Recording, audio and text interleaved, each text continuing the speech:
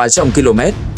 Đó là khoảng cách mà một loại tên lửa mới của không quân Hoa Kỳ có thể phá hủy radar và hệ thống phòng không của đối phương, mà máy bay mang nó thậm chí còn chưa bước vào vùng nguy hiểm. Loại vũ khí này đang được thiết kế để trang bị cho một máy bay chiến đấu hoàn toàn mới mang tên F-47, một máy bay thế hệ thứ 6 mà nhiều chuyên gia tin rằng có thể thay đổi cách các cuộc chiến trên không sẽ diễn ra trong tương lai.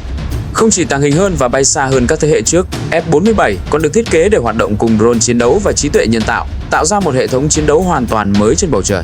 Nhưng trong khi Hoa Kỳ đang phát triển F-47, Trung Quốc cũng đang thử nghiệm nhiều thiết kế máy bay thế hệ 6 của riêng mình.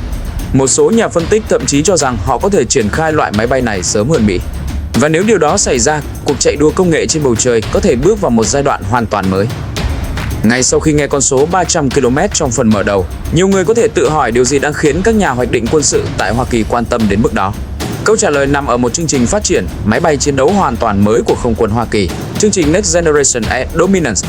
Trong khuôn khổ chương trình này, một loại máy bay chiến đấu thế hệ thứ 6 đang được phát triển với mục tiêu không chỉ thay thế các máy bay thế hệ trước mà còn thay đổi cách các lực lượng không quân tiến hành chiến tranh trong tương lai. Loại máy bay đó được nhắc đến với tên gọi F-47. Trong nhiều thập kỷ qua, ưu thế trên không luôn là nền tảng cho sức mạnh quân sự của Hoa Kỳ. Từ các chiến dịch ở Trung Đông cho đến các nhiệm vụ tuần tra trên khắp thế giới, khả năng kiểm soát bầu trời đã cho phép quân đội Hoa Kỳ triển khai lực lượng một cách hiệu quả và nhanh chóng. Tuy nhiên, môi trường chiến tranh đang thay đổi. Các hệ thống radar tầm xa, mạng lưới cảm biến và các loại tên lửa phòng không hiện đại đã khiến bầu trời trở thành một không gian nguy hiểm hơn nhiều so với trước đây. Điều đó buộc các nhà chiến lược quân sự phải tìm kiếm những nền tảng chiến đấu mới có thể vượt qua các hệ thống phòng thủ hiện đại.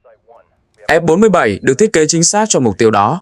Không giống như các máy bay chiến đấu thế hệ trước chỉ tập trung vào khả năng không chiến, F-47 được phát triển như một nền tảng chiến đấu đa nhiệm có thể thực hiện nhiều nhiệm vụ khác nhau trong cùng một chiến dịch. Nó không chỉ được kỳ vọng có khả năng tàng hình tốt hơn, tầm bay xa hơn và hệ thống cảm biến mạnh hơn, mà còn được thiết kế để hoạt động như trung tâm của một mạng lưới chiến đấu trên không. Điều này có nghĩa là chiếc máy bay không chỉ chiến đấu một mình, mà còn có thể phối hợp với các drone chiến đấu, vệ tinh trinh sát và các hệ thống chỉ huy trên mặt đất. Một trong những yếu tố quan trọng nhất khiến F-47 trở nên đáng chú ý chính là loại vũ khí mới mà nó dự kiến sẽ mang theo.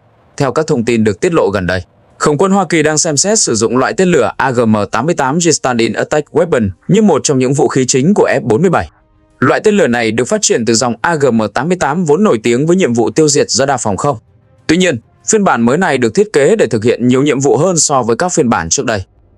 AGM-88G Stand-in Attack Weapon được phát triển để tấn công các mục tiêu có giá trị cao nằm sâu trong hệ thống phòng thủ của đối phương. Với tầm bắn khoảng 300 km, loại tên lửa này cho phép máy bay mang nó tấn công các mục tiêu nguy hiểm mà không cần tiến sâu vào khu vực có hệ thống phòng không dày đặc. Điều này đặc biệt quan trọng trong môi trường chiến tranh hiện đại, nơi các hệ thống phòng không tầm xa có thể bao phủ những khu vực rộng lớn và tạo ra các vùng cấm tiếp cận đối với máy bay chiến đấu. Khả năng của Stand-in Attack Weapon không chỉ dừng lại ở việc phá hủy radar phòng không. Loại tên lửa này còn được thiết kế để tấn công các bệ phóng tên lửa đạn đạo, các bệ phóng tên lửa hành trình và nhiều loại mục tiêu chiến thuật khác. Một trong những điểm đáng chú ý nhất của nó là khả năng tấn công các mục tiêu di động. Điều này có nghĩa là ngay cả các hệ thống tên lửa cơ động thường xuyên thay đổi vị trí để tránh bị phát hiện cũng có thể trở thành mục tiêu của loại vũ khí này. Việc tích hợp loại tên lửa này lên F-47 cho thấy rõ cách mà không quân Hoa Kỳ đang chuẩn bị cho các cuộc xung đột trong tương lai. Thay vì chỉ tập trung vào các trận không chiến giữa các máy bay chiến đấu, các nhà chiến lược đang chuẩn bị cho những chiến dịch phức tạp hơn nhiều, nơi việc phá vỡ hệ thống phòng không của đối phương ngay từ giai đoạn đầu có thể quyết định kết quả của toàn bộ chiến dịch. Một yếu tố quan trọng khác của F-47 là tầm hoạt động dự kiến của nó.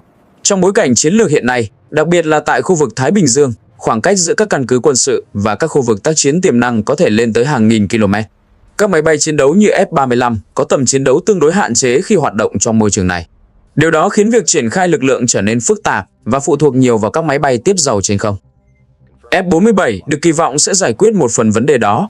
Với thiết kế thân máy bay lớn hơn, khả năng mang nhiên liệu nhiều hơn và hệ thống động cơ hiệu quả hơn, loại máy bay này có thể hoạt động ở khoảng cách xa hơn nhiều so với các máy bay thế hệ trước. Khi kết hợp với khả năng tàng hình và các loại vũ khí tầm xa như AGM-88G Stand-in Attack Weapon, F-47 có thể tiếp cận các mục tiêu chiến lược mà không cần phải phụ thuộc quá nhiều vào các hệ thống hỗ trợ. Điều này đặc biệt quan trọng khi xem xét các kịch bản xung đột tiềm năng trong tương lai. Trong những kịch bản đó, các lực lượng không quân có thể phải hoạt động trong môi trường bị giám sát chặt chẽ bởi radar và các hệ thống phòng không tầm xa. Khả năng tấn công từ khoảng cách lớn, kết hợp với tàng hình và khả năng phối hợp với các hệ thống khác có thể mang lại lợi thế đáng kể cho các lực lượng sử dụng F-47. Tất cả những yếu tố này cho thấy F-47 không chỉ đơn giản là một máy bay chiến đấu mới. Nó đại diện cho một cách tiếp cận hoàn toàn khác đối với chiến tranh trên không. thay vì dựa vào một số ít máy bay có khả năng vượt trội trong không chiến. Các nhà chiến lược đang xây dựng một hệ thống chiến đấu phức tạp hơn nhiều, nơi máy bay tàng hình, vũ khí tầm xa và các hệ thống không người lái phối hợp với nhau để đạt được ưu thế trên chiến trường. Và trong bối cảnh cạnh tranh quân sự ngày càng gia tăng giữa các cường quốc, sự xuất hiện của một nền tảng chiến đấu như F-47 có thể đánh dấu sự khởi đầu của một kỷ nguyên mới trong chiến tranh trên không. Để hiểu vì sao Hoa Kỳ đang đầu tư lớn vào một loại máy bay như F-47, cần phải nhìn vào bức tranh chiến lược rộng hơn của môi trường an ninh hiện nay. Trong suốt nhiều thập kỷ sau chiến tranh lạnh, Hoa Kỳ gần như không phải đối mặt với một đối thủ có khả năng thách thức ưu thế trên không của mình. Các chiến dịch quân sự tại Trung Đông hay Ban Can đều diễn ra trong bối cảnh đối phương có lực lượng phòng không tương đối hạn chế.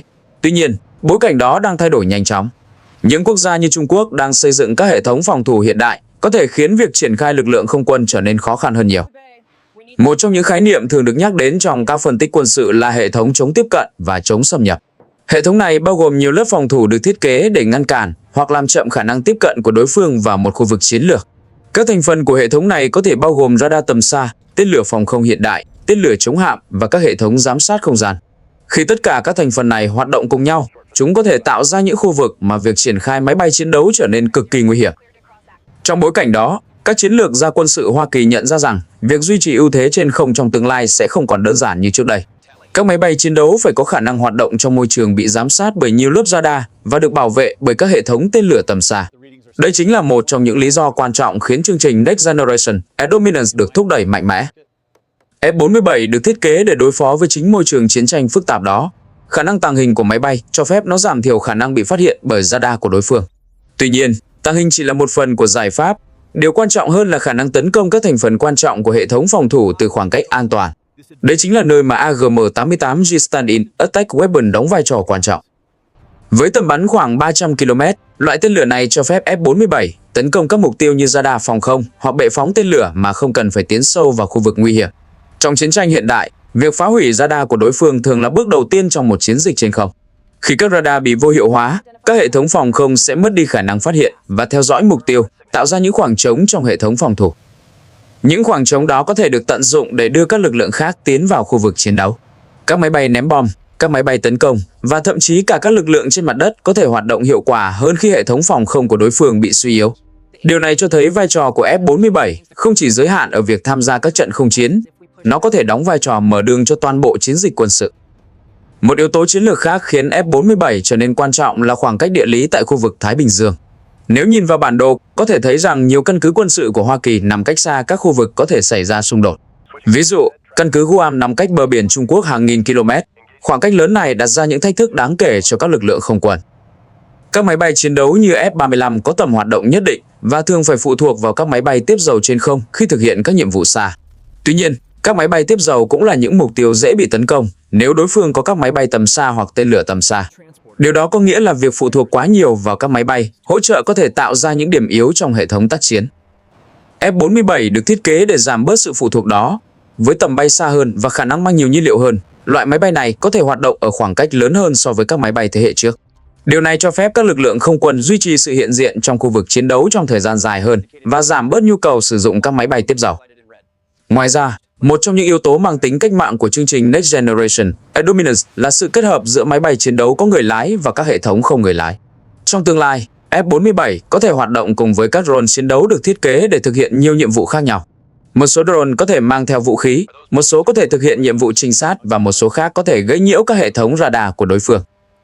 Sự kết hợp này có thể tạo ra một đội hình chiến đấu linh hoạt hơn nhiều so với các mô hình truyền thống. Thay vì chỉ có một hoặc hai máy bay chiến đấu thực hiện nhiệm vụ, một phi công điều khiển F-47 có thể phối hợp với nhiều drone khác nhau để thực hiện một chiến dịch phức tạp.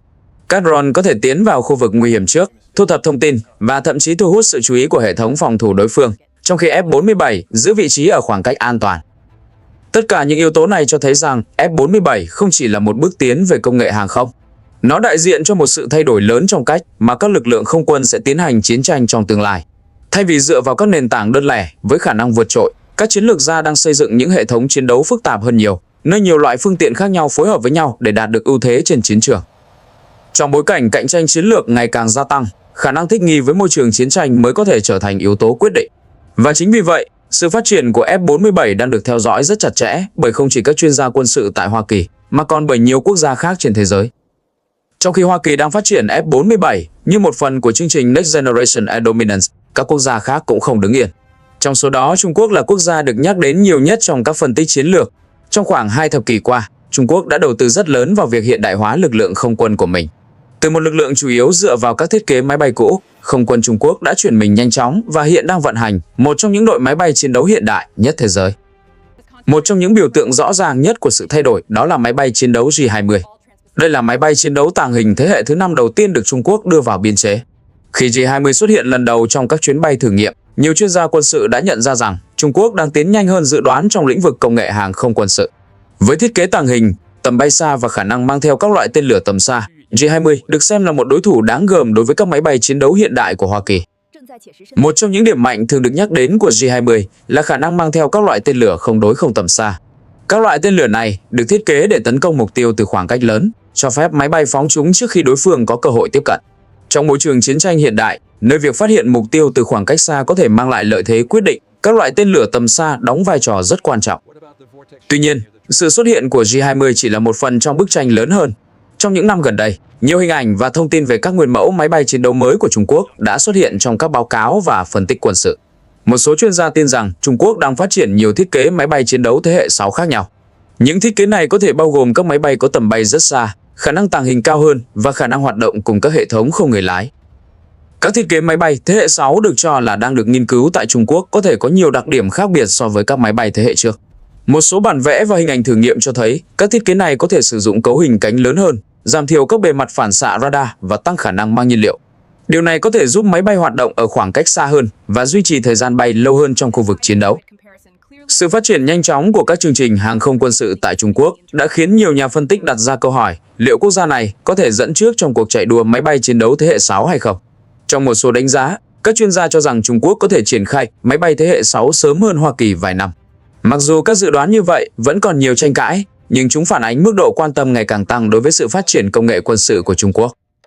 Có nhiều lý do khiến một số chuyên gia tin rằng Trung Quốc có thể tiến nhanh trong lĩnh vực này. Một trong những yếu tố thường được nhắc đến là tốc độ phát triển công nghiệp.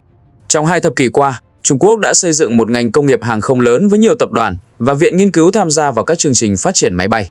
Sự phối hợp giữa các tổ chức này cho phép Trung Quốc thử nghiệm nhiều thiết kế khác nhau trong thời gian tương đối ngắn. Một yếu tố khác là cách tiếp cận đối với các chương trình phát triển vũ khí. Trong khi các chương trình quân sự tại Hoa Kỳ thường phải trải qua nhiều giai đoạn phê duyệt và kiểm soát ngân sách, các chương trình tại Trung Quốc đôi khi có thể được triển khai với tốc độ nhanh hơn.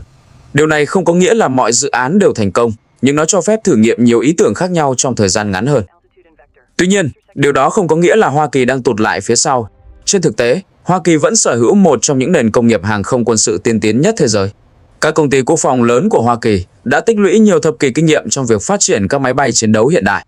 Chương trình Next Generation Air Dominance được thiết kế để tận dụng chính những lợi thế đó. F-47 là một phần của chiến lược dài hạn nhằm duy trì ưu thế công nghệ của Hoa Kỳ trong lĩnh vực không chiến, với sự kết hợp giữa tàng hình, vũ khí tầm xa như AGM-88 Stand-in Attack Weapon và khả năng phối hợp với các drone chiến đấu. F-47 có thể đại diện cho một thế hệ máy bay chiến đấu hoàn toàn mới. Không chỉ đơn thuần là một nền tảng bay, nó có thể trở thành trung tâm của một hệ thống chiến đấu phức tạp hơn nhiều. Nếu nhìn vào bức tranh tổng thể, có thể thấy rằng cuộc chạy đua máy bay chiến đấu thế hệ 6 không chỉ đơn giản là việc phát triển một loại máy bay mới. Đây là một phần của sự cạnh tranh rộng lớn hơn về công nghệ quân sự giữa các cường quốc. Các công nghệ như trí tuệ nhân tạo, hệ thống không người lái, cảm biến tiên tiến và vũ khí tầm xa đều đang được tích hợp vào các nền tảng chiến đấu mới. Trong tương lai, các trận không chiến có thể trông rất khác so với những gì chúng ta từng thấy trong quá khứ. Thay vì những cuộc đối đầu trực tiếp giữa các máy bay chiến đấu, các lực lượng không quân có thể dựa vào mạng lưới cảm biến, drone và vũ khí tầm xa để tấn công đối phương từ khoảng cách lớn. Trong môi trường đó, khả năng thu thập thông tin và phối hợp giữa các hệ thống khác nhau có thể trở nên quan trọng không kém gì khả năng cơ động của máy bay. Chính vì vậy, sự xuất hiện của các chương trình như F-47 và các thiết kế máy bay thế hệ 6 của Trung Quốc đang thu hút sự chú ý của nhiều chuyên gia quân sự trên khắp thế giới. Những chương trình này có thể định hình cách các cuộc chiến trên không sẽ diễn ra trong nhiều thập kỷ tới. Và trong bối cảnh cạnh tranh chiến lược ngày càng gia tăng, cuộc chạy đua công nghệ trên bầu trời có thể chỉ mới bắt đầu. Sự xuất hiện của F-47 và kế hoạch trang bị tên lửa AGM-88 Stand-in Attack Weapon cho thấy một xu hướng rất rõ trong cách các cường quốc quân sự đang chuẩn bị cho tương lai. Trong nhiều thập kỷ trước, các máy bay chiến đấu thường được thiết kế chủ yếu để giành ưu thế trên không hoặc thực hiện các nhiệm vụ tấn công mặt đất riêng biệt. Nhưng với thế hệ máy bay chiến đấu mới, ranh giới giữa các vai trò này đang dần biến mất. F-47 được thiết kế để vừa có thể chiếm ưu thế trên không, vừa có thể phá vỡ hệ thống phòng không và hỗ trợ cho các chiến dịch quy mô lớn. Điểm đáng chú ý nhất của F-47 không chỉ nằm ở bản thân chiếc máy bay, mà còn ở hệ sinh thái chiến đấu mà nó được xây dựng để hoạt động cùng. Với sự kết hợp giữa tàng hình, vũ khí tầm xa như AGM-88 Stand-in Attack Weapon và khả năng phối hợp với các drone chiến đấu, F-47 có thể trở thành trung tâm của một mạng lưới chiến đấu trên không hoàn toàn mới. Trong hệ thống đó, máy bay có người lái, phương tiện không người lái và các hệ thống cảm biến sẽ phối hợp với nhau để phát hiện, theo dõi và tấn công mục tiêu từ khoảng cách xa hơn bao giờ hết. Tuy nhiên, sự phát triển của F-47 cũng diễn ra trong bối cảnh cạnh tranh chiến lược ngày càng gia tăng giữa các cường quốc. Trung Quốc, với các chương trình máy bay chiến đấu như J-20 và các thiết kế thế hệ 6 đang được thử nghiệm, cũng đang nỗ lực thu hẹp khoảng cách công nghệ với Hoa Kỳ. Cuộc cạnh tranh này không chỉ xoay quanh việc ai có máy bay nhanh hơn hay tàng hình hơn, mà còn liên quan đến việc ai có thể xây dựng hệ thống chiến đấu hiệu quả hơn trong môi trường chiến tranh hiện đại. Trong tương lai, các trận không chiến có thể sẽ rất khác so với những gì chúng ta từng thấy trước đây. Các máy bay có thể phát hiện và tấn công đối phương từ khoảng cách hàng trăm km. Các drone chiến đấu có thể tham gia vào đội hình và các hệ thống trí tuệ nhân tạo có thể hỗ trợ đưa ra quyết định trong thời gian thực. Trong bối cảnh đó, các chương trình như F-47 có thể đóng vai trò quan trọng trong việc định hình cách các lực lượng không quân hoạt động trong nhiều thập kỷ tới. Dù vẫn còn nhiều câu hỏi về thời điểm triển khai và các thông số kỹ thuật chi tiết của F-47, nhưng rõ ràng loại máy bay này đang thu hút sự chú ý lớn từ các chuyên gia quân sự trên khắp thế giới. Nó không chỉ là một bước tiến về công nghệ hàng không quân sự, mà còn là biểu tượng cho một giai đoạn mới trong cuộc cạnh tranh công nghệ giữa các cường quốc. Nếu bạn quan tâm đến những phân tích sâu về công nghệ quân sự, chiến lược quốc phòng và các loại vũ khí hiện đại đang định hình thế giới ngày nay, hãy đăng ký kênh Hồ Sơ Quân Giới để không bỏ lỡ những video tiếp theo. Tại đây, chúng ta sẽ cùng tìm hiểu những câu chuyện phía sau các chương trình vũ khí mới, các chiến lược quân sự và những thay đổi đang diễn ra trên bầu trời, cũng như trên các chiến trường của thế kỷ 21.